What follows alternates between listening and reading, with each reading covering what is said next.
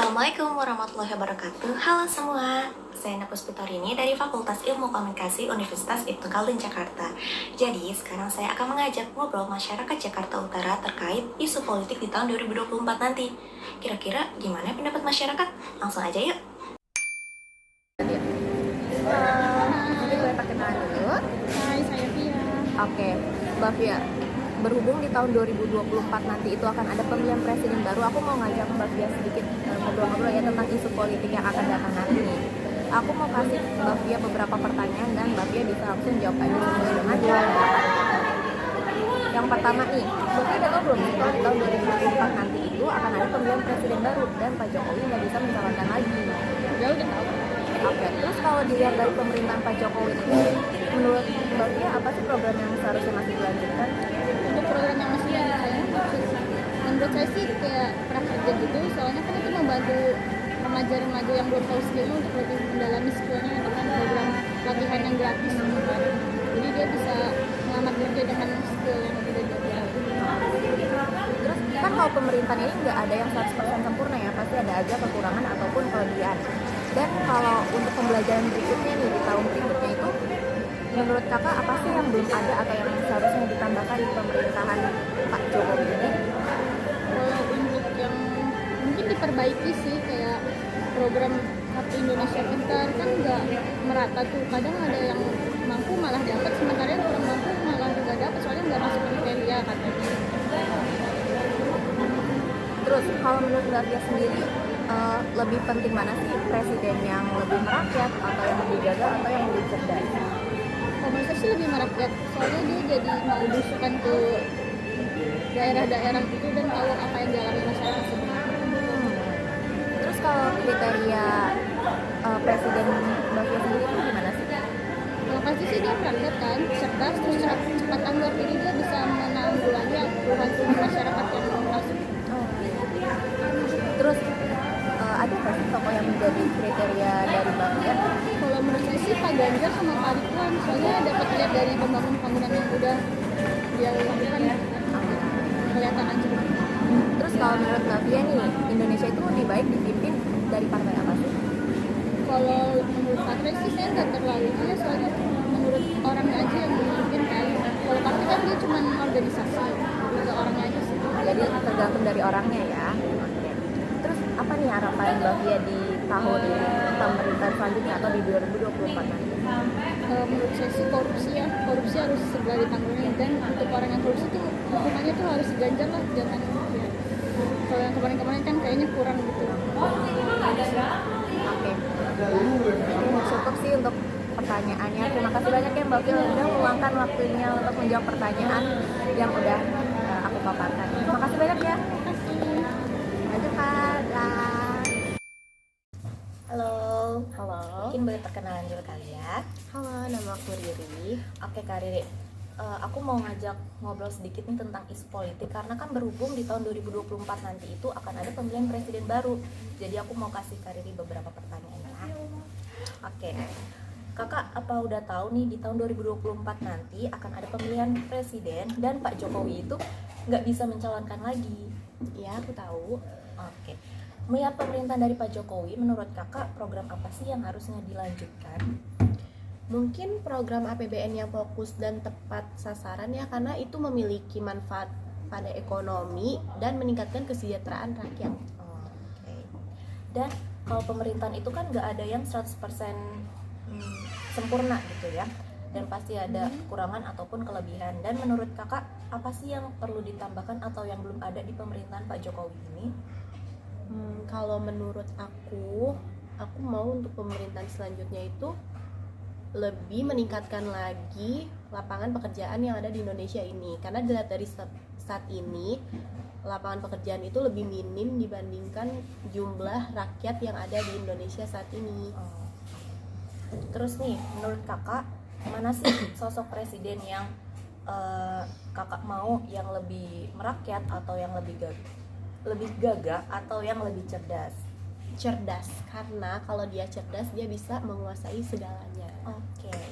Terus kalau kriteria presiden bagi kakak itu gimana sih? Yang pastinya itu cerdas ya, cerdas, merakyat, bijaksana dan Mungkin lebih kayak tegas kali Iya, ya. tegas. Tegas. Oke. Terus ada nggak sih Kak nama atau sosok tokoh yang memiliki kriteria sesuai dengan harapan Kakak? untuk saat ini sih ya, Pak Anies ya. Oh, untuk saat ini Pak Anies ya yang menjadi kriteria Kakak. Iya. Oke. Terus kalau menurut Kakak sendiri Indonesia itu lebih baik dipimpin dari partai apa sih? Demokrat mungkin. Demokrat ya. Oke. Terus nih pertanyaan terakhir Kak. Harapan Kakak itu untuk pemerintahan di tahun berikutnya atau di tahun 2024 nanti itu gimana Kak? Ya, harapan saya itu semoga bisa lebih baik lagi dari pemerintahan yang saat ini, dan semua yang belum tercapai di tahun ini, program-program bisa tercapai di pemerintahan selanjutnya. Oke.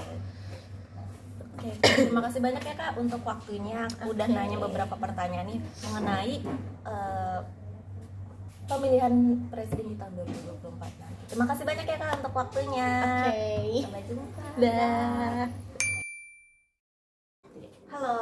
Ya, halo. Mungkin boleh perkenalan dulu. Perkenalkan, nama saya Wiji. Oke. Aku bisa panggil apa nih? Mbak, Kakak atau Ibu? Mbak boleh? Boleh. Jadi Mbak Wiji ya. Ya.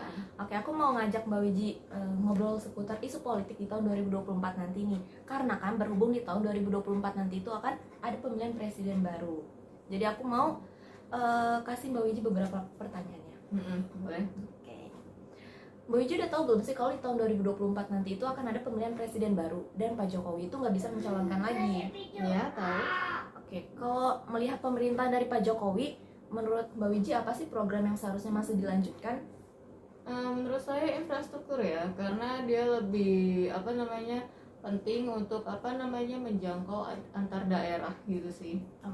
Dan sebagai distribusi juga ya. Oke. Distribusi logistik dan lain-lain. Terus nih, lanjut ya. Pemerintahan itu kan nggak ada yang 100% sempurna ya, pasti ada aja kekurangan ataupun kelebihannya. Nah, kalau menurut Mbak Wiji sendiri itu apa sih yang belum ada di pemerintahan Pak Jokowi dan yang harusnya ditambahkan? Sebenarnya untuk semuanya sudah ada, paling lebih optimal lagi untuk pemberdayaan di SDM ya, karena mungkin biar SDM kita bisa lebih show off lagi nanti di kancah internasional, paling gitu sih. Oke. Terus kalau menurut Mbak Wiji sendiri lebih penting mana sih sosok presiden yang merakyat atau yang gagah atau yang cerdas? Merakyat dong. Itu boleh dijelaskan kenapa? Ya karena kalau nggak merakyat dia nggak tahu keadaan kondisi rakyatnya di lapangan kan, gimana mau membangun suatu negara dan membangun bisa lebih maju lagi nanti ke depannya kalau misalkan si presiden itu nggak tahu apa permasalahan rakyatnya gitu. Oke. Terus kalau kriteria presiden Mbak Wiji itu sendiri gimana sih? Ya itu tadi salah satunya merakyat. Merakyat.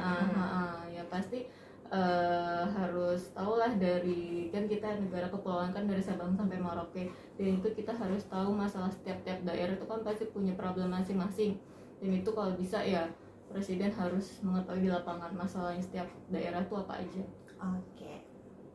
Terus nih, ada nggak sih tokoh yang menjadi kriteria Mbak Wiji sendiri? Siapa ya? Belum ada sih untuk saat ini yang cocok di hati. Oh, untuk saat ini belum ada jadi Belum. ya. Oke deh. Terus kalau menurut Mbak Wiji sendiri, Indonesia itu lebih baik dipimpin sama partai apa sih? Kalau partai sih ini ya, lebih ke relatif ini ya, paling lebih pilih nanti ke individualnya ya. Oh, lebih ke Kita, individual atau tokohnya sih ya? Karena kalau misalkan partai tapi tokohnya kurang ya gimana ya, nggak, lebih pasti nanti lebih ke secara personalnya aja. Oke. Terus nih, apa harapan Mbak Wiji di pemerintahan 2024 nanti?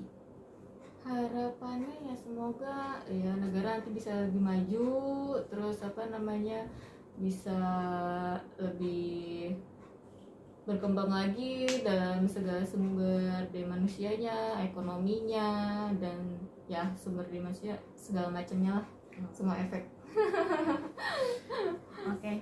Ini semua pertanyaan udah aku keluarkannya. Terima kasih banyak ya Mbak Wiji untuk waktunya. Terima kasih banyak. Oke. Sampai jumpa lagi ya. Dadah.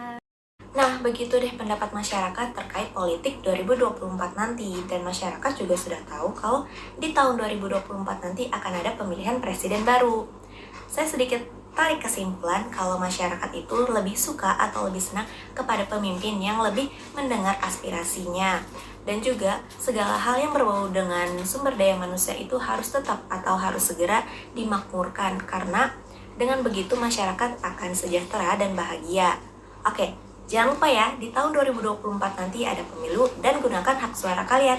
Saya Enda Puspitorini. Wassalamualaikum warahmatullahi wabarakatuh.